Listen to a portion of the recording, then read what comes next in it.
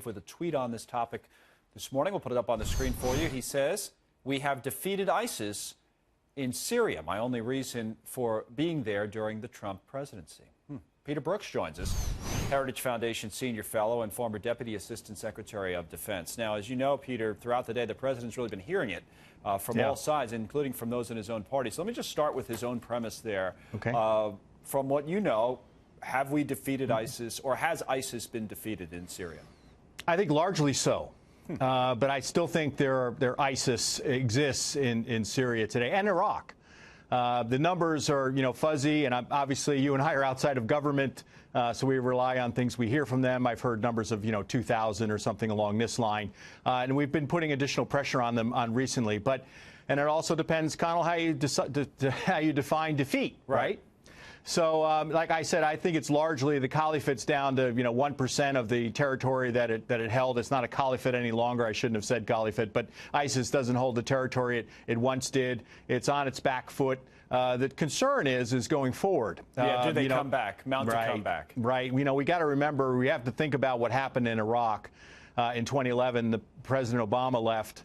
And al-Qaeda in Iraq became ISIS, and we remember how horrible it was in 2015, and with ISIS and at its peak of power, I would say, and then afterwards. So this is something we have to be concerned about. But I'm looking forward to hearing more from the administration on this. I mean, a lot of people are breathless to make judgments. Right. I want to hear more, and I think the administration owes us more information about their strategy going forward, or what they're calling the next phase. Yeah, those that are, breathless, to use your term, include, as I said earlier, many in the president's own party, whether it's Marco Rubio, outgoing Senator Bob Corker, his White House meeting earlier this afternoon was actually called off. And, of course, maybe most notably, the senator from South Carolina, Lindsey Graham. Listen to what he had to say earlier, and then we'll talk about it. Here's Lindsey Graham. And we need partners. So if we pull out of Syria now, the conditions do not warrant it, in my view.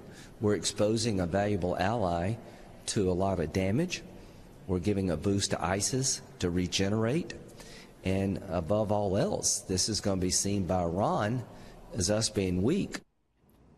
On that last point, we talked about the regeneration of ISIS already. On that last point, this is going to be seen by Iran as us, the United States, being weak. What do you say to that? Well, it depends. I mean, the perception is in Tehran, right? We can try to shape that, but they're going to perceive what they want to perceive.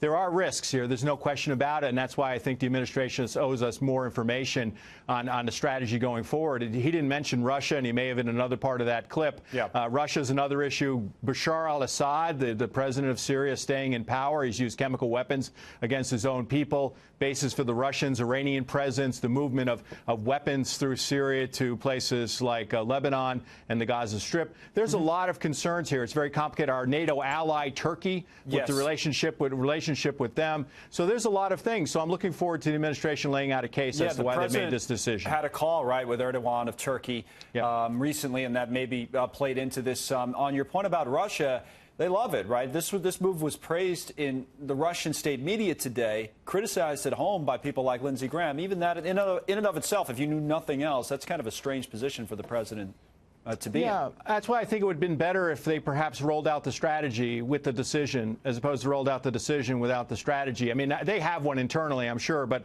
I think, myself and you and the Congress and the American people are very anxious to hear